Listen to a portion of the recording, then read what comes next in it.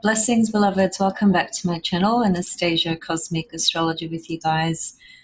Going to spend some time today talking about transiting Pallas Athena, who's coming up to forming an opposition with the planet Uranus, transiting Uranus, which is currently in Taurus.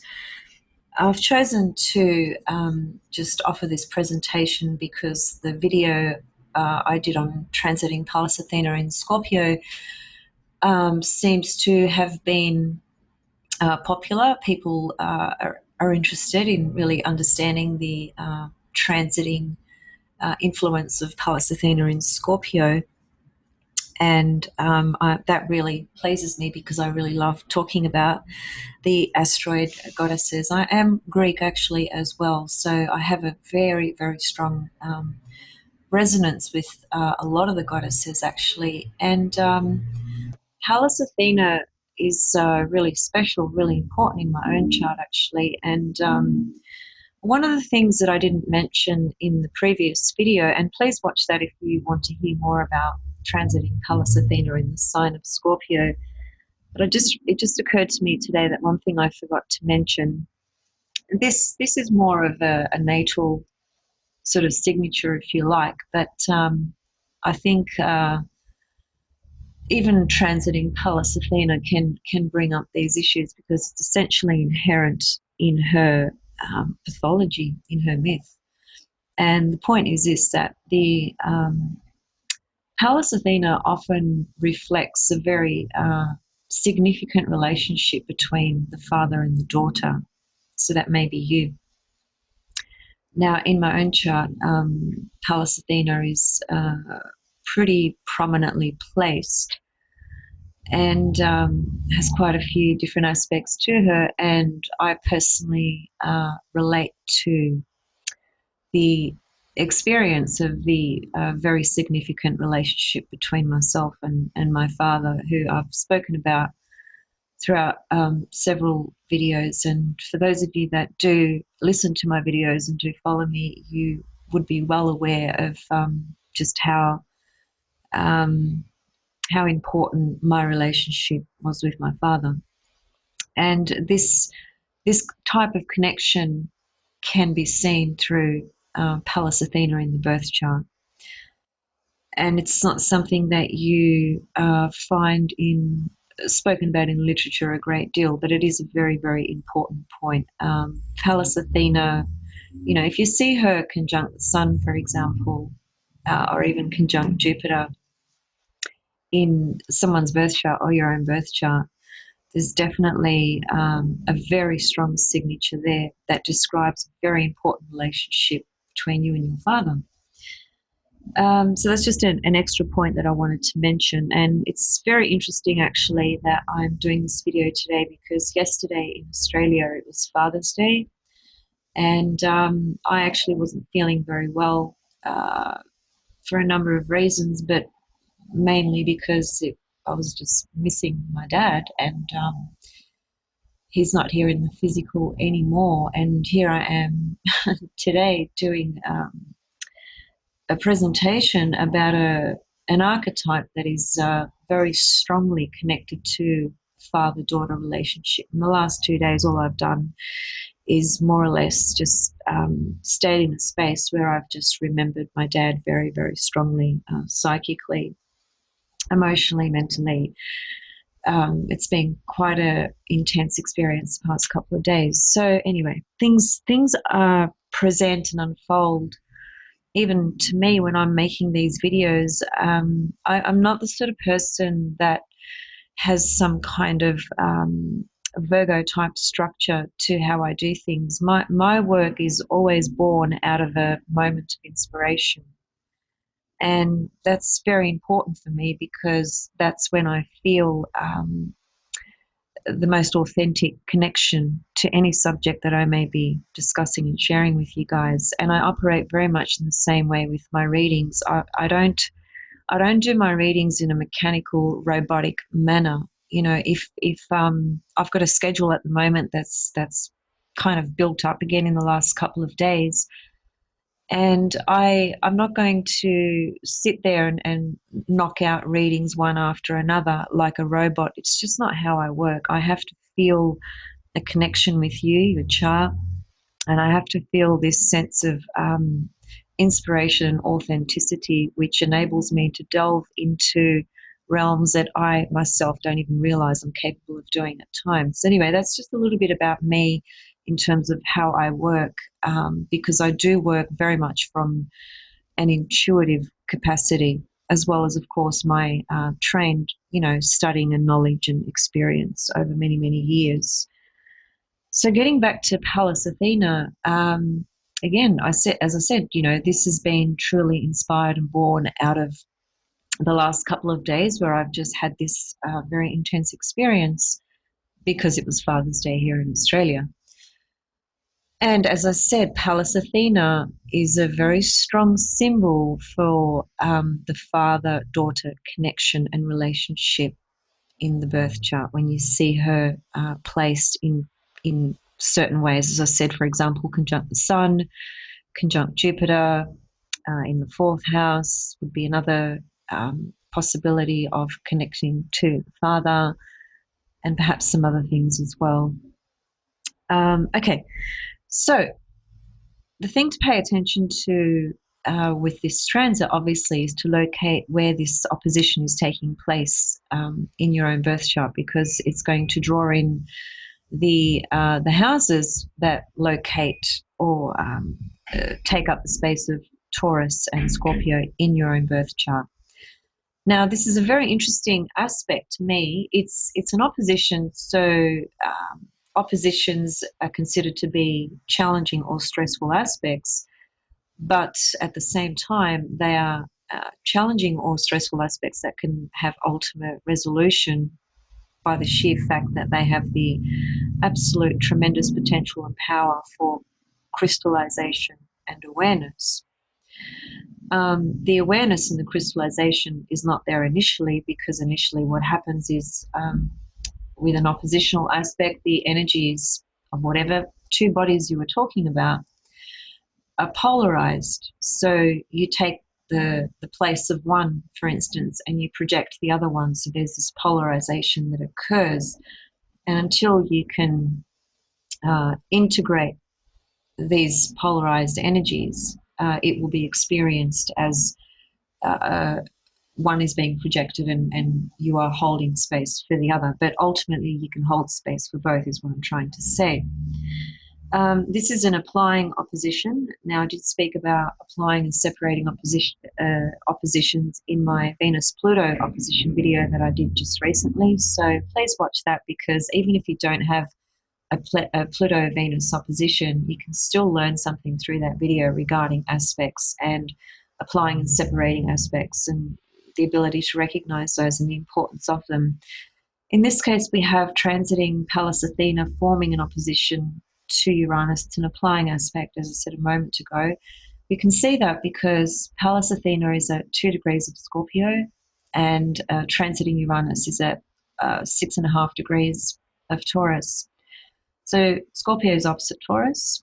What's the lower number here, degree? It's Pallas Athena, isn't it? Now, Pallas Athena is the faster moving body out of these two.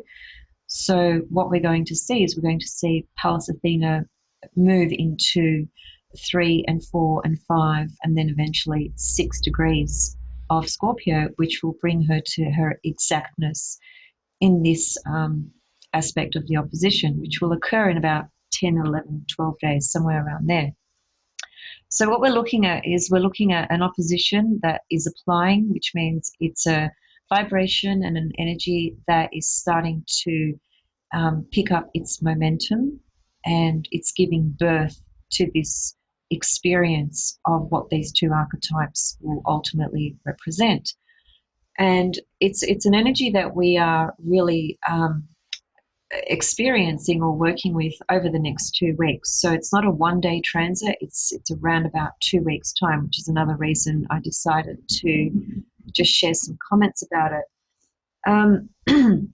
The very interesting thing to understand about this aspect is we're talking about two archetypes that ultimately do connect with clear vision and intuition.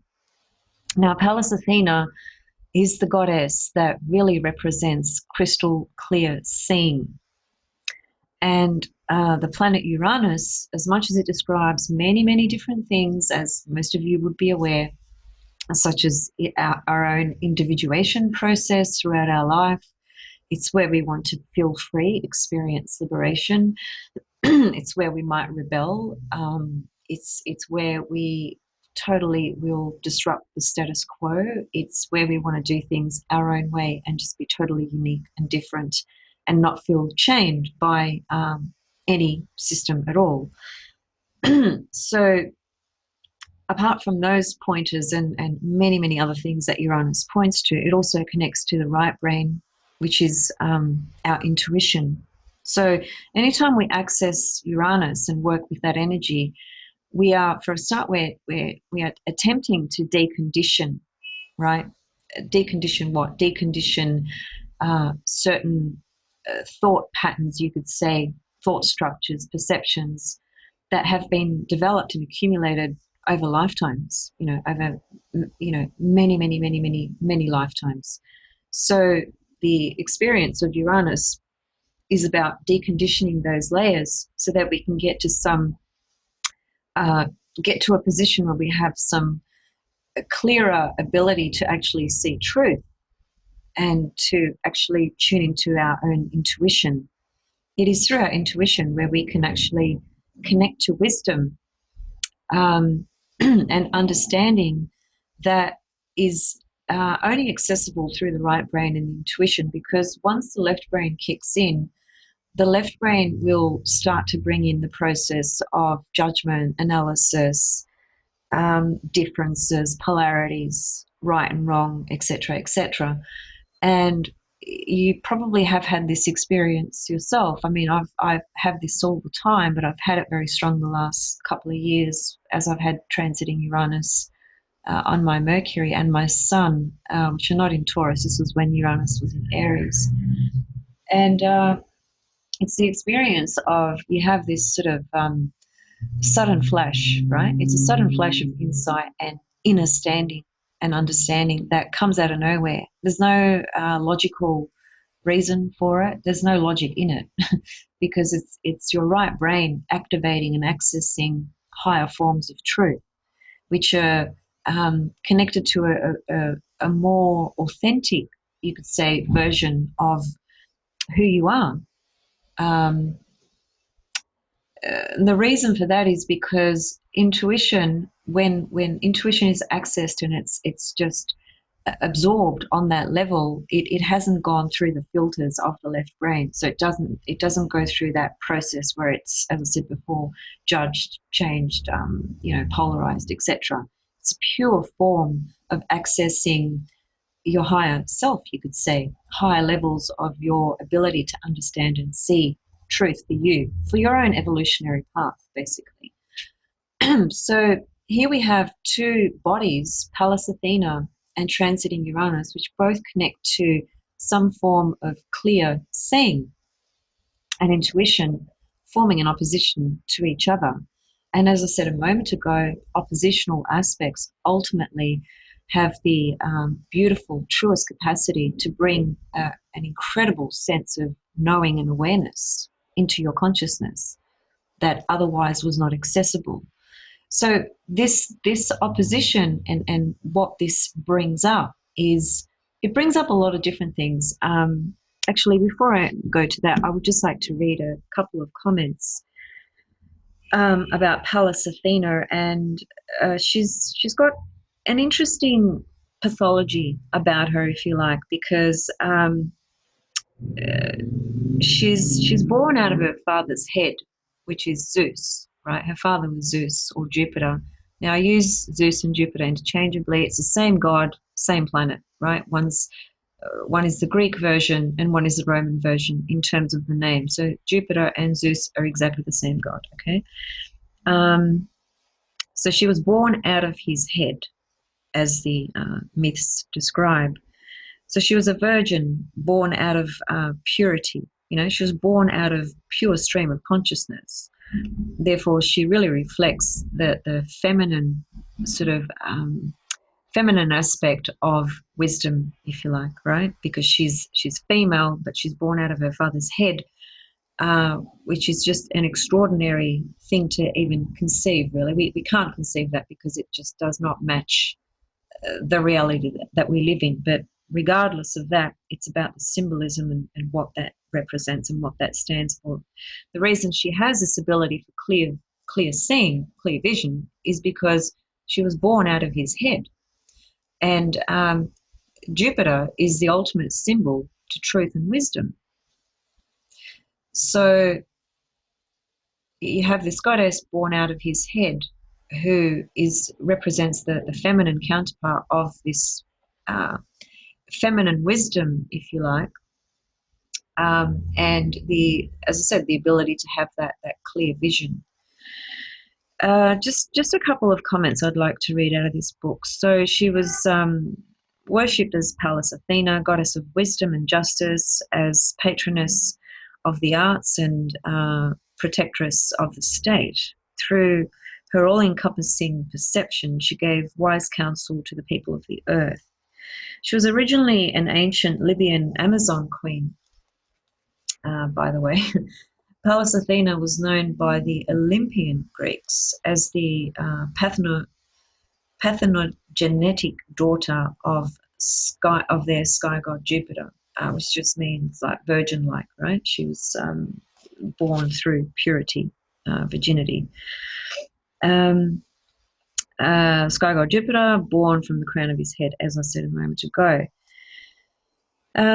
This count is a foreshortening of an earlier version where Jupiter swallowed whole his first consort, Metis, Metis, a primordial sea goddess who was pregnant with Athena.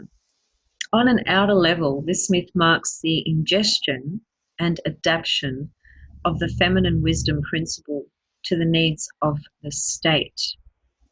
So the outer level is the masculine version, you could say, right? And that little comment there is really referring to, well, she was a warrior goddess, right? If you look at all the artwork where she's depicted, she has, armor basically around her, right? She had a spear, she had armor. She also had the owl that used to accompany her everywhere, which is the symbol of wisdom, right? So she was this fierce warrior goddess who had the masculine component of her was expressed in the way of fighting for these principles of fairness and justice for humanity. So that's the outer level. And on the inner level, this myth traces the evolution of consciousness, where the procreative urge of sexual energy becomes polarized to release the mentally creative impulse. See, Pallas Athena speaks to our own mental creative impulse. It's nothing to do with the left brain. Just remember that the distinction here. And what is creativity? Creativity is how everything is born, isn't it? You know, a child is born through a procreative or co-creative action, right? Procreation. So, you know, that essentially connects to the fifth house in the birth chart. The fact that we give birth to children as women give birth to children, that's a fifth house experience or matter. So with this Pallas Athena goddess, this sexual energy is coming through the right brain consciousness. It's coming through the intuition. So you can imagine the power that lies there, right? This is the inner level of this goddess. The outer level was, as I said, the warrior, the fighter, the protector, and the inner level is the mental creative impulse and the power that can bring. Athena's pathology of the fear of success stems from the culturally conditioned divorce of mental creativity from femininity. Now, that's a really, really important point, because that really speaks to the patriarchal conditioned systems that we've all been subject to for thousands and thousands of years. This is an important point because a strong Pallas Athena in the birth chart, or a strongly afflicted Pallas Athena, in other words, she may have some difficult, stressful aspects to her, can really speak to this internal conflict that we feel ourselves, where we internalize this very strong sexual, creative sort of impulse and energy, and it can become distorted as well. So she does have some complexities about her depending on her location and aspects in the birth chart. And because of this heavy conditioned patriarchal system, which has divorced, as it were, mental creativity from the feminine principle, right? We can see that, we just look into history and we can see that. Clearly that's changing and has been for quite some time. We see that through the role that women have taken on in the world. We've had female presidents. We've got a lot of high-powered female roles in society where women have taken authority and they lead in certain organizations and programs and all sorts of things. So it's the divine feminine, if you like, re-emerging. But look, we're really not going to see the complete healthy side of, I think, that the balance between the yin and the yang for who knows. I can't say how long. It's just out of my left brain. It's something that we need to, I suppose, consider more from an intuitive kind of perspective, but whilst at the same time also looking at how history has been shaped and where we stand today as well. In her role as daughter, Pallas Athena symbolizes the principle of creative intelligence, giving birth to thought forms. Through her knowledge of the natural laws of manifestation, she functions as one's capacity for realization and accomplishment. And astrologically, she describes how we face the issues of learning, creativity, the arts, politics, healing, alienation from relationships, competition, and the fears of success. And those are very important points because, again, that links into, as I mentioned a moment ago, the conditioned divorce that happened between one's mental creativity and femininity, or from femininity. So she can speak very strongly to these issues in our life within us. Now, as I said, the opposition is traditionally known as a stressful aspect, okay? But stressful doesn't mean bad or wrong. It's just stressful, literally that. So, but with an opposition, there is great potential for resolution because there's an ultimate sense of clarity that can come from the experience. Naturally, this requires one's own conscious integration and, working on this. Awareness doesn't come because we wish for it or, it doesn't land out of the sky. We have to strip back layers. We have to identify certain layers. We have to be able to release certain layers. We have to be able to confront certain layers. We have to be open and receptive in order to receive from higher levels, information, knowledge, wisdom into our consciousness. And these two archetypes, Uranus and Pallas Athena, are very much connected to this experience of our own ability to be able to penetrate, X-ray vision. Pallas Athena in Scorpio, she can penetrate incredibly deeply. And with Uranus being opposite there, this speaks to the ultimate potential of you could see uh, wisdom, clear seeing coming through, not through a forced sort of way. It's not about how can I put this? It's not a Virgo or Gemini type process in terms of, you know, processing, analyzing, connecting the dots and things like that. This is more of a stepping into a space and really activating your third eye, if you like, pineal gland, intuition, and allowing for something to come through in a how can I put it? In a way where things are not being controlled, but just simply allowed. See, Uranus brings flashes of insight or understanding or wisdom that is beyond our control. Like, I'll give you a really simple, basic example. You know, when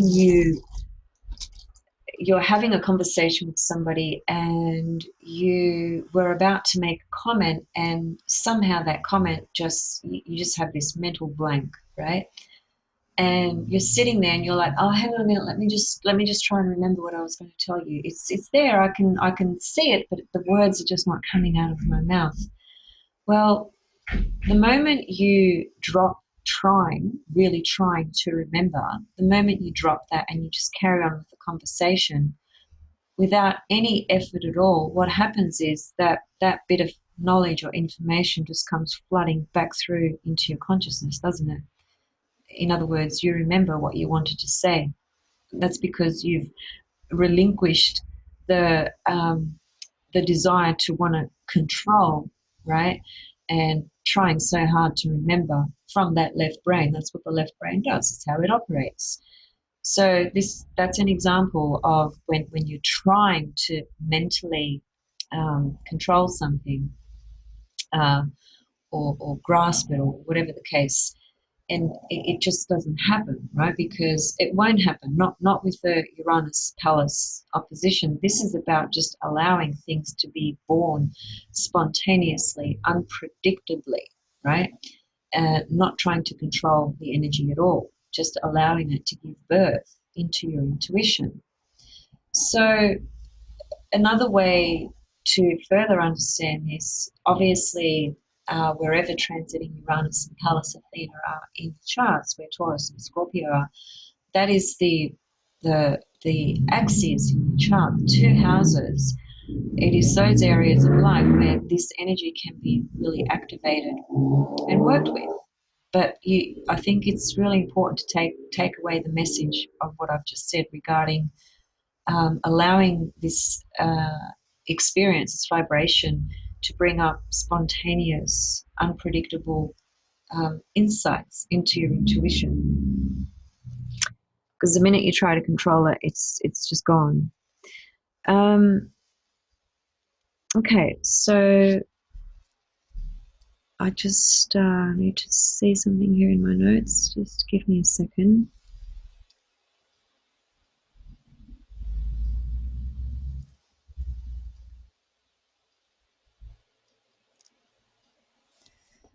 Okay. Just a couple of final comments on this Pallas Uranus transit.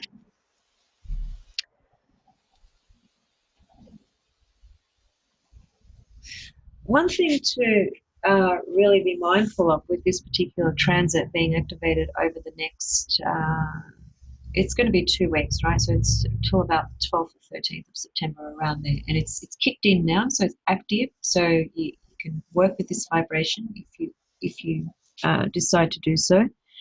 And obviously keep in mind whatever houses this Pallas and Uranus are in your own birth chart, because it's those areas of life that are going to be activated through the points that I've actually mentioned. That's just how you're going to find the the more specific, personalized experience of this particular opposition. But what I want to say is this: because we're talking about two archetypes that really do connect with the thought process, but from a much higher spectrum, from a much higher level, there can be a tendency for erratic sort of thinking, or an overloaded nervous system, right? Because Uranus actually rules the nervous system in the body. And Pallas Athena is stimulating our intuition, clear seeing, right brain, creative intelligence. So there's a lot of mental stimulation going on with this particular opposition, which can result to wonderful new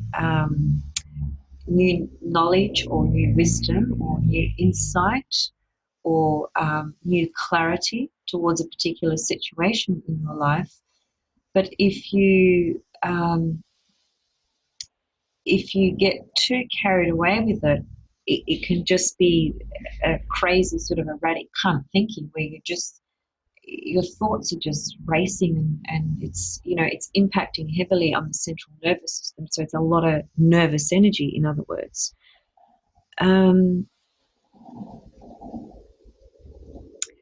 This energy also stimulates the need to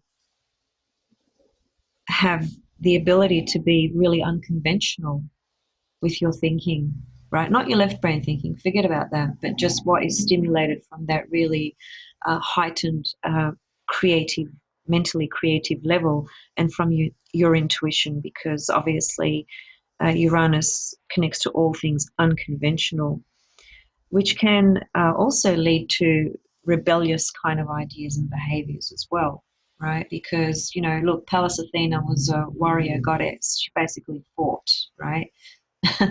So, this can be a vibration where somebody just acts in such a rebellious, strong way towards an external situation where there's some authority or some situation that's presenting a level of injustice in your life, and this can really stimulate a strong reaction to that kind of situation. So, look, that sometimes that can lead to breakthroughs. Uranus is the planet that leads to breakthroughs, all sorts of breakthroughs, and breakthroughs don't necessarily present, in calm, still waters, if you like. Well, they can, in terms of the levels of our own unconscious. Things can be, we can have these deep psychic sort of breakthroughs, if you like. But I'm just referring to, you might be in a particular situation that's presenting with a lot of injustice at the moment, and through this particular transit, if it's speaking to you and this situation in your life, it can create this really rebellious side to you, which may or may not be effective. It just depends on what the situation is, who you are, and who you're dealing with, etc. But these are some of the things that it can bring up. So the way to handle it is to be able to align your own mental creative impulse with the higher channels of intuition that reside within you. So you've got to bring in both those spectrums together. They're both very similar, which is why this aspect is quite extraordinary. It's very, very powerful. But if they're working on polarized levels, then there's going to be this sense of conflict, or it can be, if it's projected outside of you. Say that you are the Pallas Athena and you've projected the Uranus onto a significant other in some kind of way, then it could just be the other acting in ways that's really disruptive for you, and perhaps what you're trying to actually hone into and zone into and understand further. And so you're experiencing this sense of disruption coming at you from out there while you're trying to get really focused and really, you know, zen with your Scorpio vision through Pallas Athena, right? So you have to find a way to integrate these energies so they're not being polarized. And once the integration occurs, then you're talking about the creative principle and the intuition, the function of intuition, both those streams which exist within you working together can produce very powerful results, extremely powerful. So just have a think about that, and let me know if this speaks to you at all. And yeah, I think I'll leave it there. I didn't want to make this very, very long. I'll just show you guys just very quickly so that you can see for yourself how long this opposition will be active. So today is the 2nd for me, as I said. On the left-hand side of the screen, what you'll notice is this, the date will be changing because I'm going to step by one day at a time. So we're going to see everything in the move, everything in the chart move. So I'm just going to take it day at a time to see when Pallas Athena is exactly opposite Uranus, which is around about here. All right, so around about the 13th of September. Like I said, it's about almost 2 weeks. So we have everything in place that I've just shared with you guys active for the next 2 weeks. It's a very, very powerful vibration, one that can be used to really access some pretty incredible clear seeing and intuition into your personal circumstances, whatever that situation may be. Again, as I said, depending on where Pallas and Uranus is transiting in your chart at the moment. Okay, guys, I'm sending you all much love and blessings. Thank you so much for tuning in and for listening and for all your love and support. And I'll see you guys very, very soon. Much love. Bye.